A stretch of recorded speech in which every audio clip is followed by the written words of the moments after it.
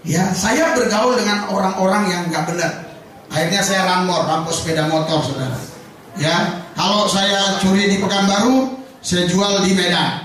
Curi di Medan, jual di Bolga. Ini antar provinsi. Antar provinsi bukan seperti provinsi Jakarta sama Banten, bukan. Ini jauh, saudara. Bisa 3 hari 3 malam.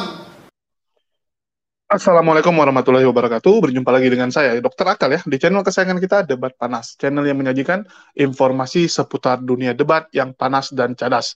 Ya, selamat siang teman-teman semua ya. Di kesempatan kali ini kita akan membahas tentang Risuli Lubis. Ya, saya dapat satu video Risuli Lubis yang lama.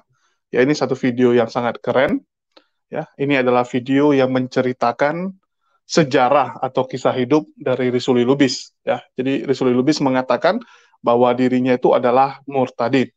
Karena dia bilang marga Lubis ini memang identik dengan Islam ya, salah satu marga Batak yang biasanya Islam, biasanya. Tapi siapa yang murtadin, saya nggak tahu apakah Risuli Lubis atau bapaknya atau kakeknya atau siapa ya.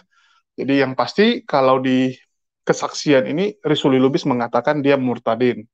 Ya, kenapa dia memilih menjadi Oten ya? Kenapa dia menjadi Oten? Ternyata ini nggak lepas dari kisah hidup dia ya. Kisah hidup dia yang kurang lebih hampir mirip dengan cerita murtadin lainnya. Ya, jadi kisah hidupnya itu bahwa dulu saat masih Islam ya, saat masih beragama Islam, dia ini hidupnya nggak benar. Ya, bukan karena agamanya, tapi memang karena tingkah lakunya. Jadi dia KTP-nya Islam, identitasnya Islam, tapi kelakuan orang-orang kafir. Ya, orang-orang kafir ini kan kelakuannya tahu sendiri lah teman-teman gimana ya. Jadi dia mabuk-mabuk, dia berbuat jahat gitu ya. Padahal di Islam itu jelas-jelas nggak boleh. Mabuk aja nggak boleh kan? Ya, agama Islam tuh nggak boleh kita minum-minum minuman keras gitu. Agama lain ya, mungkin ada yang boleh gitu kan. Jadi dia walaupun ber-KTP Islam, tapi kelakuannya kelakuan kafir. Ya, saya harus bilang kafir ini ya. Jadi kelakuannya nggak benar dan hidupnya nggak ada masa depan. Ya, hidupnya nggak ada masa depan karena ternyata si Risuli Lubis ini residivis ya. Dia sering keluar masuk penjara, sering ketangkap ya karena mencuri, terus menodong orang ya, malak orang gitu, nodong orang. Jadi keluar masuk penjara, setelah keluar masuk penjara dia mungkin berpikir ini nggak jelas ini hidup saya, nggak jelas kalau seperti ini terus. Ya, mau jadi apa?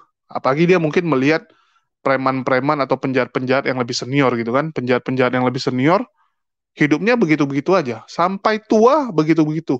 Bahkan waktu tua yang susah. Karena kalau udah tua kan udah nggak bisa dia, mau ngerampok apa? Masih muda oke lah, lincah dia bisa ngerampok sana, ngerampok sini, lari gitu kan. Kalau udah tua gimana mau rampok orang terus lari? Jadi mungkin dia memerhatikan hal itu, dan timbullah pikiran dia untuk menjadi perampok yang lebih jago. Ya, dia katakan dulu dia itu masih perampok anak-anak. Ya, perampok anak-anak cuman nodongin orang, curi motor, ya. Tapi mungkin dia berpikir upgrade, ngerampoknya lebih halus. Cara ngerampok lebih halus adalah jadi apa? Ya kita tahulah sekarang dia jadi apa, ya. Jadi ya ini sama sih, sama murtadong lain-lain. Kalau nggak perut ya bawa perut gitu ya. Dan ini ya perut, kalau satu ini perut ya, diceritain kisah dia. Dan teman-teman bisa saksikan sendiri lah dari cuplikan ini ya. Teman-teman bisa dengar sendiri apa yang dia katakan, bagaimana kisah hidup dia, sejarah hidup dia, ya sampai dia bisa menjadi Oten. Ya, jadi kita saksikan dulu kisah hidup dari Risuli Lubis ini. Saya mau saksikan, saudara, mungkin ada yang belum tahu secara jelas nama saya. Nama saya Risuli, marga saya Lubis. Pasti orang Indonesia tahu kalau Lubis itu mayoritas Muslim.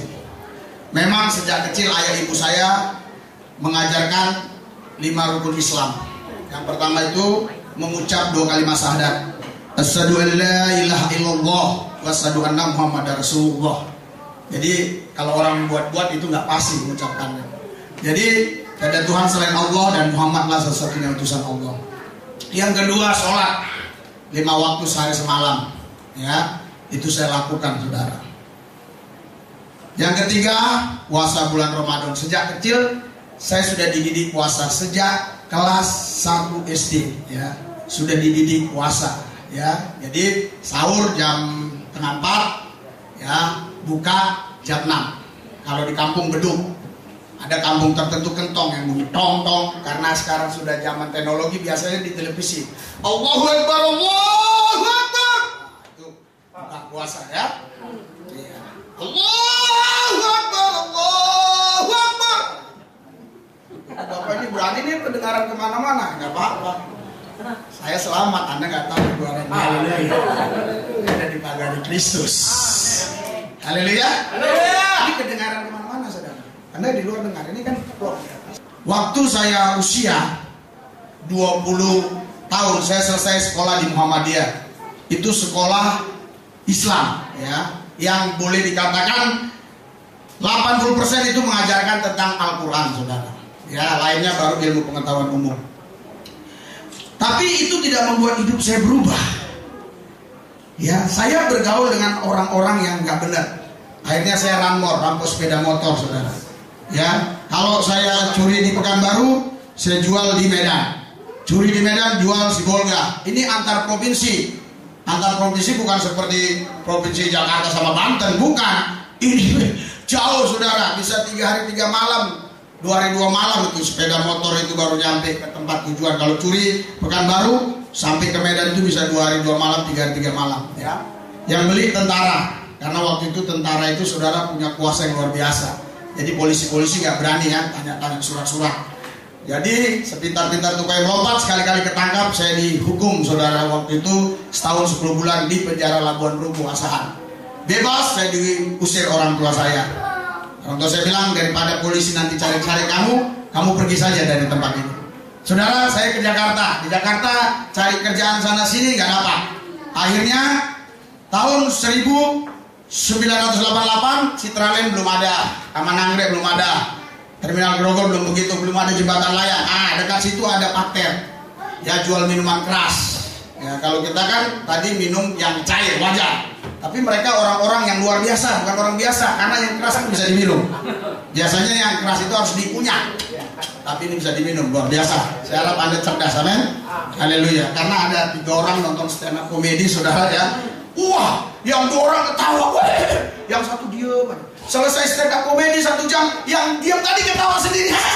Kenapa lu? Kenapa? Lucu. Tell me, telah mikir ya. Ya, pintar dengan cerdas beda, saudara. Ya, jadi saya minum segelas tambah darah, 2 gelas naik darah, 3 gelas marah-marah, 4 gelas tumpah darah ya. 5 gelas bisa masuk penjara, saudara. Ya, saya bilang sama seseorang ya, saya bilang saya udah lama di sini 3 minggu, udah nggak dapat kerjaan, makan pun sulit. Kamu mau cari duit atau cari kerja? Saya bilang saya mau cari duit. Ya, saya diajari bagaimana nodong. Ya, di mobil-mobil pribadi maupun di bajai. Saya pikir untuk hal seperti hal wajar, karena di sana juga saya sudah punya nyali ya, sudah punya keberanian yang seperti itu. Jadi saudara, singkat ceritanya, rampok sana sini, ini masih kelas jalanan ya. Ketangkap, masuk penjara, ketangkap, masuk penjara. Akhirnya semakin banyak masuk penjara, semakin jahat. Maksudnya levelnya lebih naik lagi. Kenapa? Di penjara itu bagaikan kuliah, saudara. Jadi kita tanya, kau perkara apa? 363 kau, 362, 365 kau, 378 kau, ini bagaimana? Kenapa bisa ketangkap? Oh, kita bahas lagi. Bagaimana kalau nanti keluar, kita jangan sampai ketangkap. Begitu. Jadi kuliahnya di dalam, saudara. Jadi orang masuk penjara itu kan makin berubah ya. Oh, saudara. Tapi tahun 1996 jam 2 pagi saya bertemu dengan Yesus. Saya mendengar nyanyian begini. Ke gunung tinggi ku naik-naik mencari damai, ke lembah curam ku turun-turun mencari damai, tapi akhirnya damai tiada ku dapati jua, hanya di dalam Yesus Tuhan. Saudara, selama saya ada di bumi, waktu itulah saya bisa rasakan damai. Ya, padahal kalau bicara uang, waktu itu kita cari uang mudah, saudara. 3 juta, 2 juta itu gampang carinya. Hitung sekarang, karena dia udah 25 tahun yang lalu. Hitung sekarang itu udah 2 juta, udah 20 juta. Itu tiap malam habis, dapat habis. ya, pergi ke bar, diskotik, perempuan, narkoba dan segala macam. Ya, teman-teman sudah saksikan ya, ternyata Risuli Lubis ini memang hidupnya, wah, luar biasa ini ya, saya katakan luar biasa. Dulu rupanya tukang ini ya, curi motor orang, curi sepeda motor orang ya, jadi mengambil sepeda motor orang, ini merampok atau mencuri ya, merampok ya. Jatuhnya ini merampok ya, maling lah, maling. Ya, maling sepeda motor atau zaman sekarang begal lah. Jadi Risuli Lubis ini dulu begal sepeda motor nih, ngambil sepeda motor orang, dan jual antar provinsi ya, dibawa dari Riau ke Medan ya atau Sibolga, terus nanti mungkin sebaliknya sepeda motor dari Medan dijual ke Pekanbaru ya. Biasanya seperti itu karena di Medan ya ini tingkat begalnya termasuk sangat tinggi di antara seluruh kota di Indonesia, bahkan salah satu tertinggi ya. Medan itu salah satu kota yang paling rawan begal, paling sering kemalingan motor. Bahkan teman saya itu bisa hilang motornya di depan tokonya sendiri. Jadi dia duduk di dalam toko, liatin motornya, tiba-tiba ada yang numpang duduk di atas motornya, tiba-tiba hidup aja motornya, langsung cabut gitu. Orangnya pintar, pura-pura numpang duduk dulu, main HP, habis itu tiba-tiba motornya udah hidup, langsung kabur gitu. Ya, jadi Medan itu biasa sering kehilangan motor dan motornya biasa dibuang ke daerah Riau, daerah-daerah kebun, ya, terutama daerah kebun, karena kan daerah kebun itu nggak butuh STNK, mereka yang penting ada motor gitu kan untuk di dalam kebun itu. Jadi inilah yang dilakukan oleh Risuli Lubis. Dia ternyata adalah salah satu pelaku. Jadi bagi teman-teman yang kehilangan motor, ya mungkin masih tanda muka si Risuli Lubis ya pernah ketangkap CCTV. Oh ini ada pencuri motor, ya ada begal motor ini yang gemuk-gemuk, mukanya mirip Risuli Lubis waktu udah tua sekarang ya, tapi dulu kan masih muda. Dulu masih muda ya, masih umur 20. Ya inilah mungkin pelakunya nih, si Risuli Lubis. Jadi silahkan Anda cari dia ya. Terus yang kedua, kita bisa lihat bahwa dia terakhir merantau ke Jakarta. Di Jakarta dia jadi ini, tukang peras orang ya, tukang malakin orang, tukang peras orang. Sadis ya, saya nggak tahu cara dia meras orang gimana, karena badan dia kecil. Badan dia termasuk kecil ya. Saya juga bingung gimana dia membuat takut orang, membuat orang terintimidasi. Mungkin dia bawa golok atau bawa kapak gitu ya, bawa golok gitu kan. Kalau mukanya memang muka inilah, muka penjahat lah kita bilang ya. Sorry Pak Risuli, bukannya mau bilang fisik, tapi memang mukanya tuh agak garang gitu ya. Muka-muka debt collector kalau orang bilang, karena gaya dia kan mirip debt collector teman-teman. Jadi Risuli Lubis ini mungkin dia cara merasnya adalah dengan membawa senjata, ya mungkin dengan bawa senjata, ya terus hidupnya seperti itu, keluar masuk penjara. Dia katakan keluar masuk penjara, sehingga dia melihatnya, wah nggak ada masa depan nih, ya nggak ada masa depan, mau gimana gitu kan, mau nikah, ya mau nikah punya anak, tapi penghasilan nggak ada, ya penghasilan nggak ada, kerjanya cuman merasin orang gitu. Saya juga bingung ya, kenapa dia nggak nyari kerjaan yang halal aja gitu. Memang di Jakarta udah nggak ada kerjaan halal. Dia bisa jadi debt collector ya, ngelamar ke perusahaan leasing, jadi debt collector, atau kerja apa kayak gitu kan. Kenapa milihnya itu harus kerjaan yang gitu? Ya, kenapa kerjanya harus yang nggak bagus, nggak halal? Ya, yang nggak halal. Terus juga kerjanya minum-minum ya, kerjanya minum-minum. Saya nggak tahu. Dia katakan bahwa waktu kecil dia dididik dengan Islam, ya, dididik oleh orang tua yang sangat mengenal Islam. Tetapi kok kelakuannya seperti itu? Ya, ini kelakuannya kok aneh gitu. Ini orang tuanya gimana sih? Antara orang tuanya yang salah didik atau memang sebenarnya mereka bukan keluarga yang Islam gitu. Ya, Islam KTP doang, jadi bukan benar-benar mengerti Islam. Saya rasa nggak ada keluarga Islam ya yang benar-benar ngerti Islam, ya, yang ngerti Islam nih ya. Yang keluarga ngerti Islam tuh yang mau membiarkan anaknya itu pertama jadi tukang minum-minum, kedua jadi begal motor. Nggak mungkin orang tuanya mau. Yang ada tuh bukan disuruh lari. Nggak mungkin orang tuanya suruh lari, tapi pasti suruh tanggung jawab atau minimal disepakin ini anaknya, dihajar gitu kan. Dihajar anaknya ini supaya mau bertobat. Biasanya orang tua pasti gitu, didikannya harusnya keras karena di Islam tuh kita keras. Ya, anak tuh boleh dipukul secara fisik agar dia bertobat. Ya. Pukulan fisik itu ya supaya dia bertobat. Pukulan kasih sayang ya, bukan pukul pingin hancurkan dia, enggak diperbolehkan. Jadi saya bingung nih, Suli Lubis kok bisa seperti ini gitu. Ya. Jadi seiring waktu di Jakarta dia mulai berpikir gitu kan, keluar masuk penjara, keluar masuk penjara, seberapa jago dia upgrade cara malakin orang, cara mencuri, ya tetap aja polisi lebih jago gitu kan. Polisi tetap lebih jago. Baru dia mungkin sampai di satu titik, dia berpikir cara apa yang paling gampang dapat uang ya. Cara apa dapat uang paling gampang, bahkan lebih gampang daripada ngerampok dan mencuri. Ternyata ya ini, jadi penjual Tuhan. Ya, cara lebih cepat kaya, cara lebih cepat dapat uang dibandingkan harus malakin orang di jalan, ya harus ngebegal motor. Motor oke lah mahal, tapi kan nggak ada BPKB, nggak ada STNK, itu cuman berapa sih? Ya paling harganya cuman berapa, motor second aja cuman 3,5 juta, 4 juta gitu kan, harga motor second yang lengkap BPKB STNK. Kalau yang nggak ada izin-izin ini paling berapa sih? Kalau masih model baru mungkin 2 jutaan lah ya. Ya mungkin 2 jutaan karena dulu ada itu beberapa orang yang ngeposting gitu kan, motor tanpa STNK, tanpa BPKB, tarikan leasing. Ya bahkan si Luga kemarin nanyakin saya, dia nanya, ini masuk akal nggak harga segini? Ku bilang, bang, kalau ada harga segitu, showroom-showroom bekas udah duluan beli, itu jelas-jelas motor curian itu. Saya bilang, jangan. Dia bilang ada nih harga 2,5 juta saja, tahunnya tahun tinggi. Itu pasti motor nggak benar. Ya hindari beli yang gituan. Jadi paling berapa sih dapatnya? Terus dipakai untuk minum-minum, dipakai untuk aneh-aneh gitu kan, bagi sama kawan. Habis. Rizuli Lubis melihat hal tersebut. Hidupnya nggak jelas. Ya hidupnya nggak jelas. Dan ya terakhir mungkin ada yang nyaranin ya. Ada yang nyaranin atau dia melihat ternyata jadi pendeta tuh lebih enak. Ya, jadi pendeta enak gitu kan. Bisa mendapatkan gaji dari gaji orang gitu.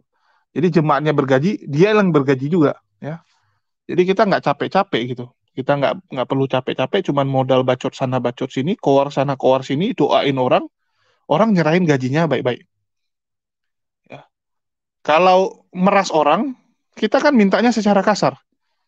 Mintanya secara kasar, yang dikasih berapa sih? Misalnya, contoh, ya, Slayer atau Kelvin ya, Kelvin gajinya 5 juta. Saya kalau ketemu dia, saya todong dia pakai pisau, nggak mungkin dia bawa 5 jutanya. Paling dia kan di dompet ada 300 ribu lah, ada 200 ribu. Dia kasihlah 100 ribu, ya, atau dikasihlah semua gitu. 300 ribunya dia kasih ke saya. Ya, 300 ribunya dia kasih ke saya. Kalau malakin nggak, tapi kalau nodong mungkin iya ya. Kalau malakin kan paling dikasih limpul, 20. Tapi kalau saya nodong pisau ya mungkin saya ambil semua isi dompetnya. Ada 300 ribu ya 300 ribu. Cuman 300 ribu. Kalau per puluhan, 500 ribu. Karena kan dia gajinya 5 juta. 5 juta 500 ribu. Dan itu saya nggak perlu harus capek-capek. Nggak perlu harus nyari dia dulu untuk ditodongin. Ya, nggak perlu harus takut dengan polisi. Dan setiap bulan dia akan kembali sendiri gitu.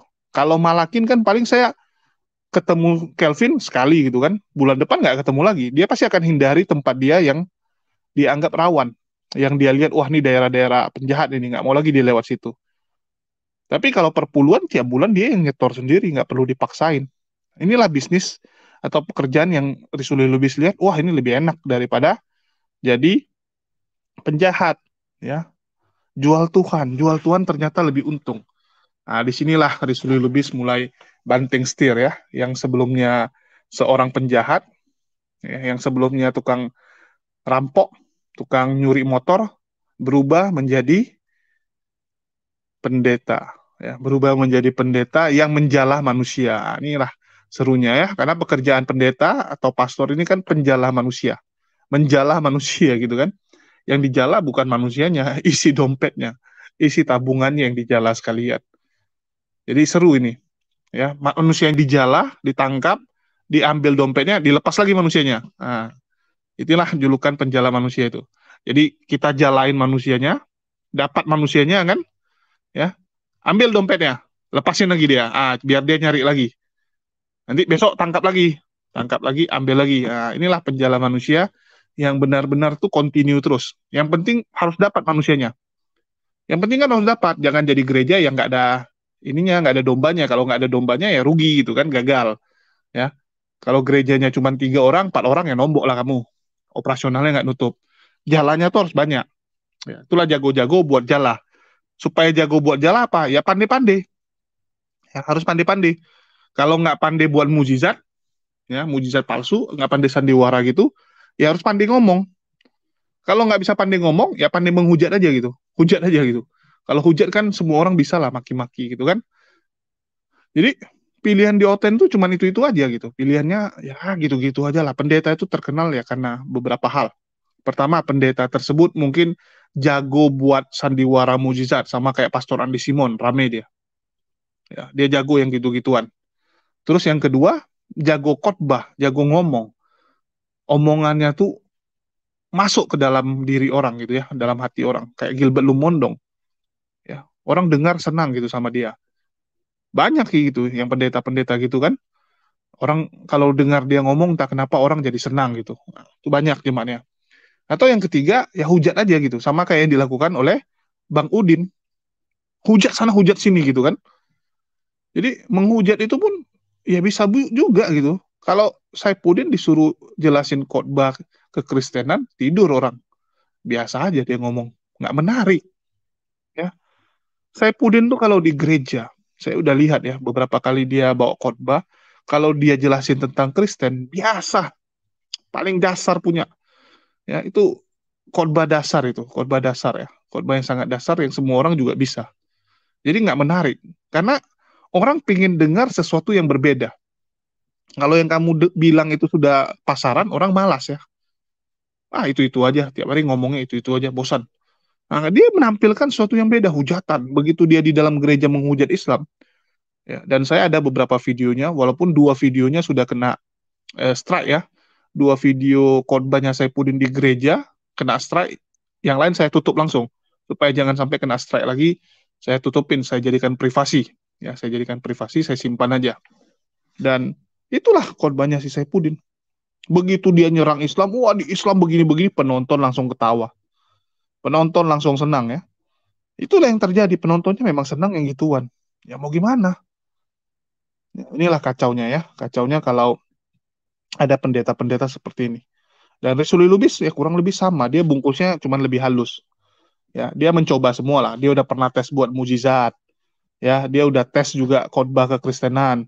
Dia sudah tes juga nyinggung-nyinggung Islam. Semua dicoba. Dan dia masih mencari formula lah.